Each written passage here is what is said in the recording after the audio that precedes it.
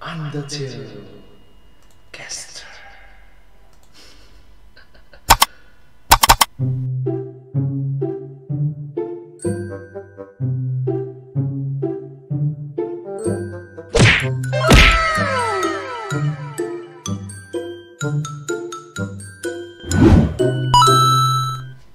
Hello everyone, welcome to this video. In this video, I'll be reacting to one of the early uploads from the YouTube channel The Game Theorists. This video came out in the year 2017, so I think it's around 4 years ago. Let's start. Gaster. Oh, the part 3. This is the part 2 of the part 2 series, which is part 3. He speaks in hands and the royal scientist before Alphys, only known about through his 4 followers, only appear in certain timelines of the game. With him being shattered across time and space, he must share some connection with the other 2 characters that seemingly straddle time and space, Flowey and Sans, and indeed he does in the form of his Gaster Blaster. Entry 17. It says the following: darker yet darker. The shadows cutting deeper. Photon readings negative. This next experiment seems very, very interesting. What do you two think? Based on the Gaster follower dialogue, he fell into, quote, his creation. Gaster himself fused his body with excessive amounts of determination. WD Gaster is Sans. WD Gaster is also Papyrus. Papyrus? How could he, the great Papyrus, be wrapped up in all of this? What? The great Papyrus. Interesting.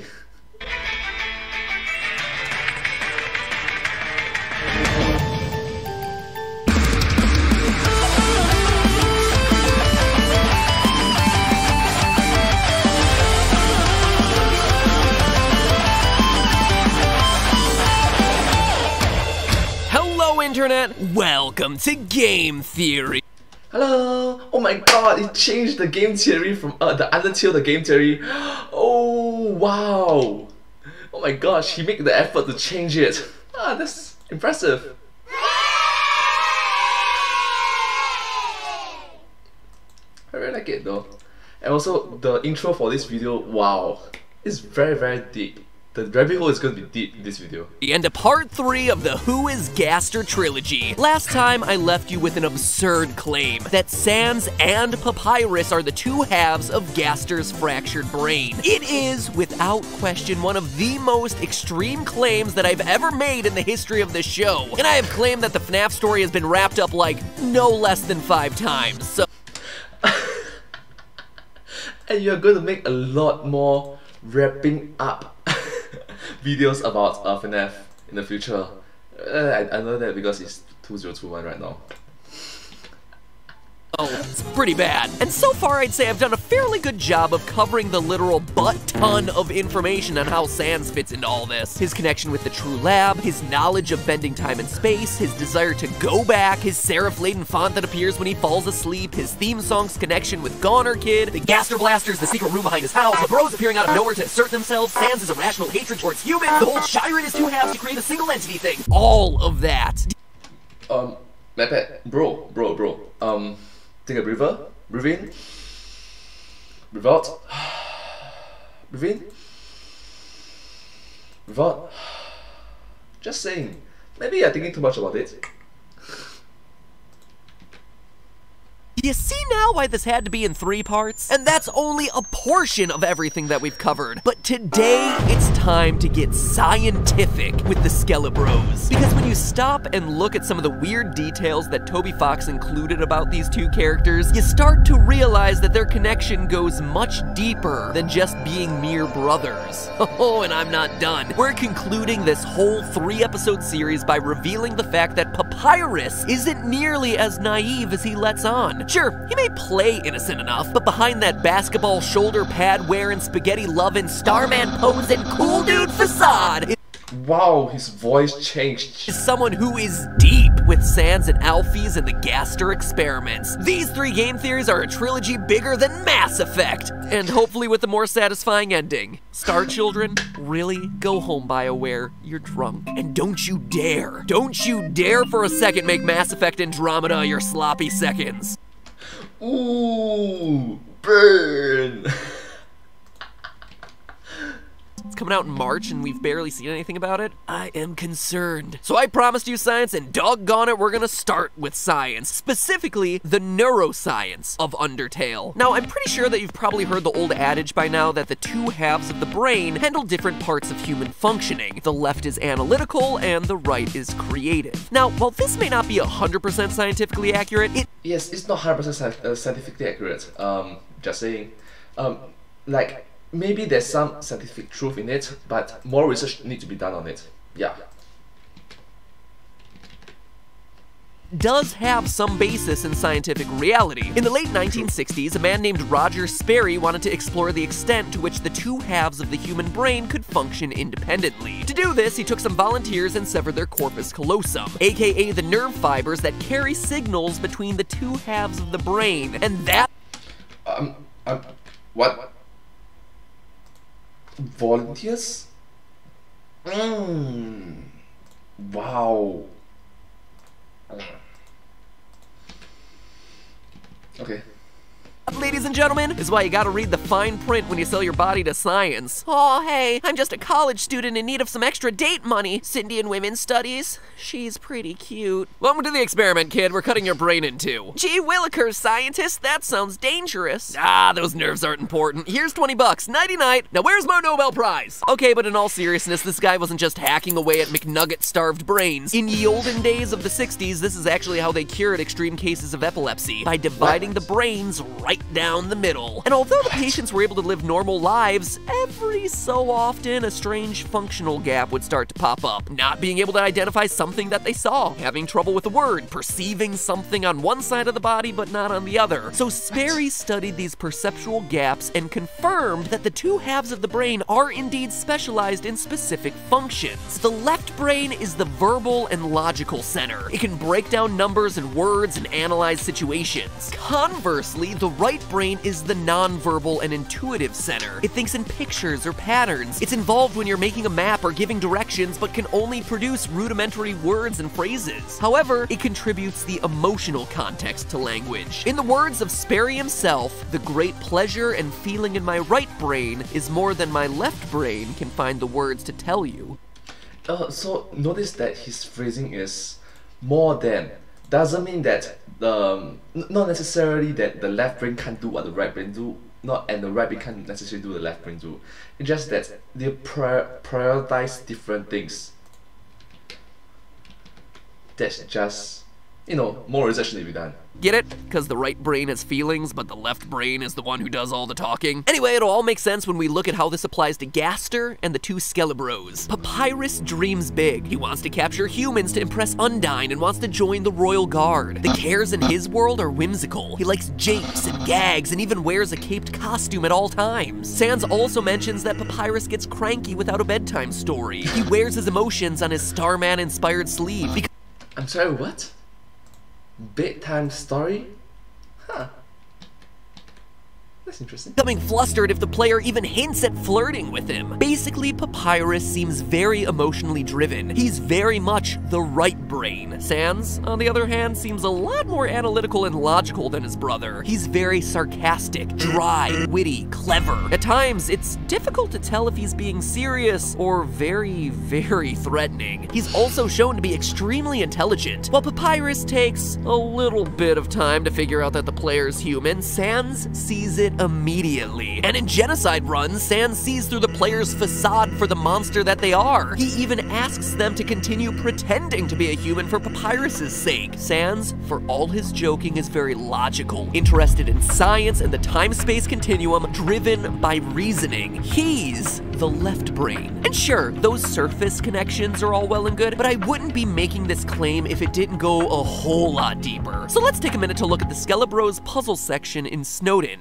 Throughout this iconic section of the game, Papyrus and Sans present you with various challenges to block your progress. Papyrus's challenges are all spatially focused, doing things like forcing you to map out a walking path so as not to step on the same switch twice, puzzles that require the right brain to solve. On the other hand, the one challenge challenge that Sans presents you with, the Monster Kids word search, a language-based task, is one specifically oriented from the left brain. So are the left and right halves of your mind blown yet? Well, if not, it keeps going. One detail I always thought was weird was the game going out of its way to tell you which type of puzzle in the newspaper the two brothers find more difficult. Sans insists that the word search is harder, but Papyrus thinks that the word jumble is harder. A word jumble involves taking a series of letters, breaking them down and rearranging them to find the words that's made of those letters. It makes sense then that Papyrus, as the right brain, would find it more difficult. It's about forming words, a specifically language-based process, and why Sans, as the left brain, would find it easier. On the other hand, a word search, while still a left brain activity, involves identifying already existing words within a giant collage of letters. Since it's just identifying patterns of existing letters, it would make sense why the creative pattern-based Papyrus would find that easier, and why Sans would think it's a bit harder than the jumble. It's crazy, right, how these details line up? But if that still wasn't enough, even the humor of these two matches up with their appropriate brain hemisphere. Papyrus, as the right brain, would be much more prone to physical comedy.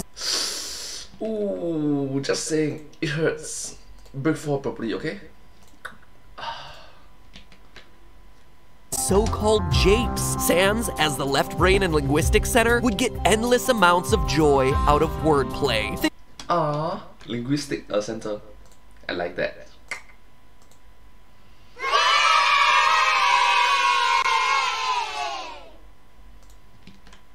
Things like, say, bad puns. Oh well, wouldn't you know? In fact, that's why so many of— Get it? Down to the bone? Get it? Because they are skeletons, so literally down to the bone.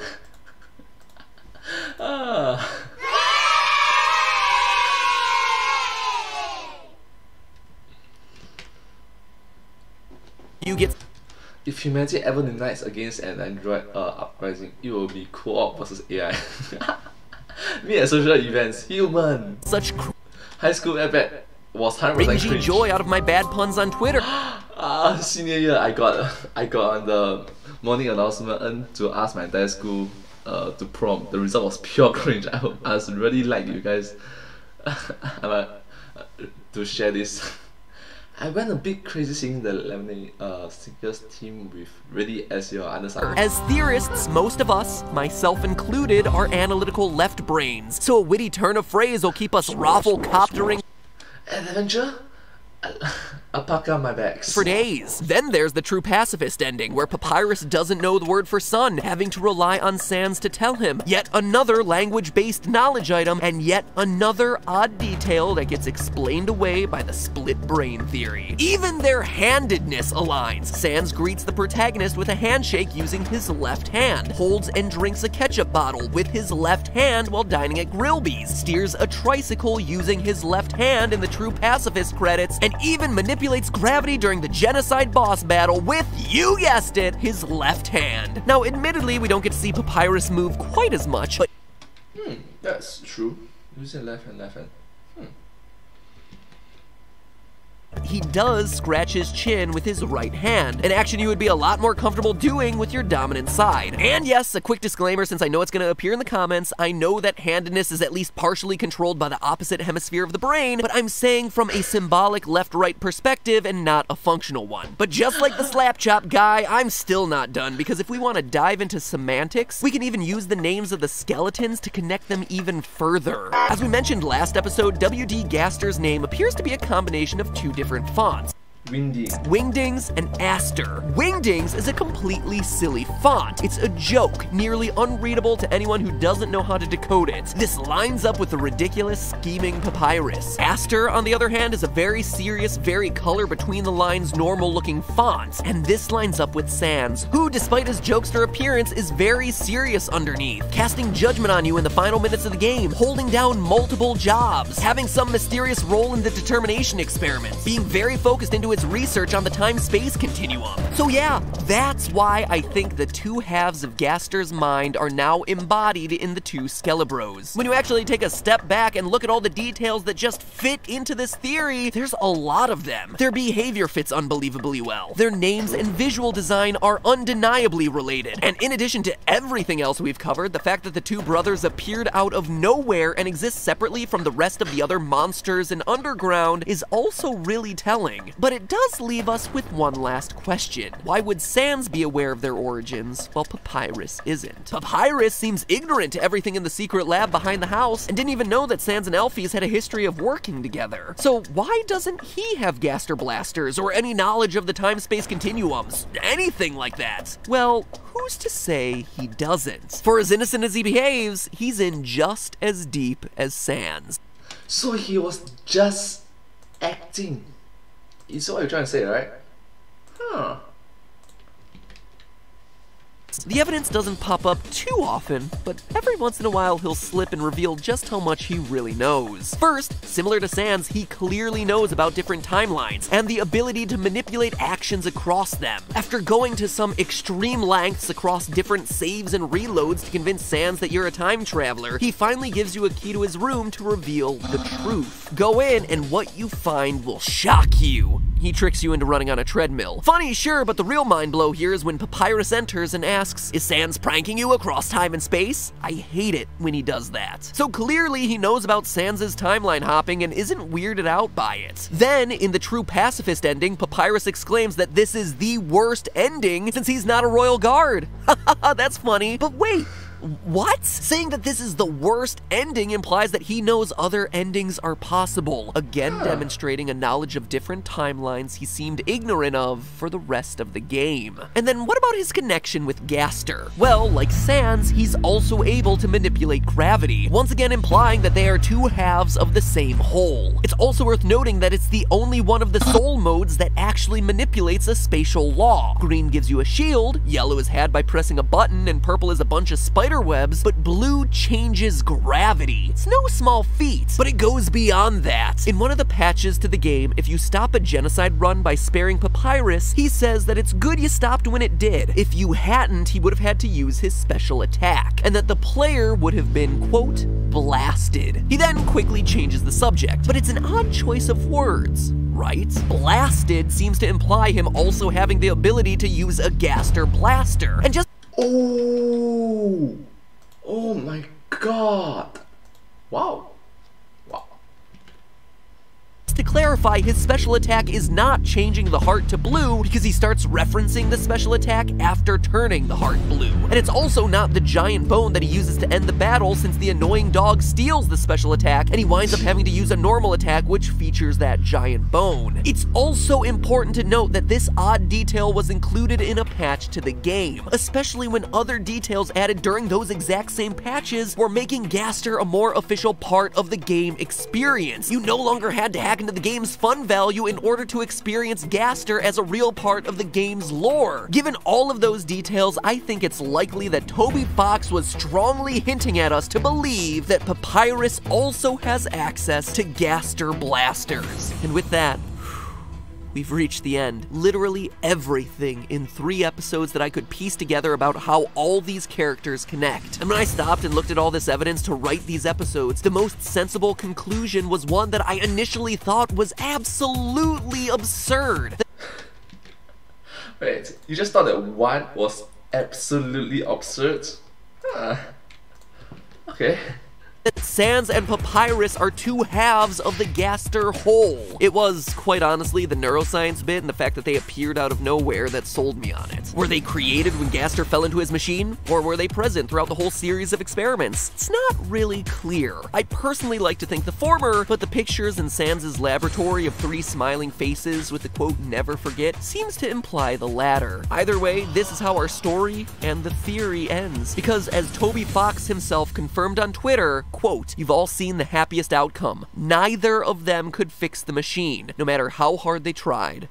No one can." Neither of them being the operative word there, because it means not just Sans, but both the brothers were involved in trying to fix the machine. The Skelebros wrote never forget on that picture because they don't want to end up like Goner Kid, or what Azrael warned them about, that by resetting the timeline over and over again, the memories start to fade from existence. They can't let themselves forget Gaster or their former origins, even though they'll never be able to bring him back or get their normal lives back, no matter how hard they try. It gives this game, even in the happiest, true pacifist ending, a new layer of tragedy, a new depth of story that is hidden to almost 82% of the game's players.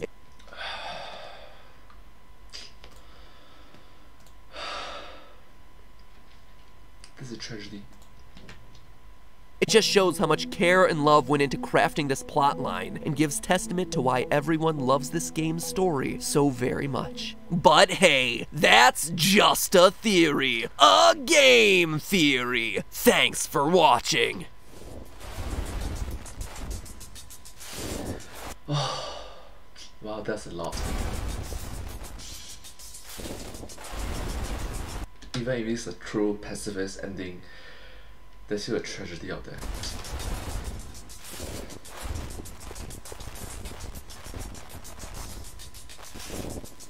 But hey, that's just a theory. A game theory. Alright, thank you so much for watching this video. I hope that you do like this video. Yeah, this video is from the YouTube channel The Game Theorists. I hope that you will do check them out and show appreciation and support for their work as well. And yeah, with that said, please, if you do like this video, please consider to like, share, and subscribe to my channel. And yeah, comment down below if you have anything to share with us. And I'll see you next time. But hey, that's just a theory, a game theory. Thanks for watching.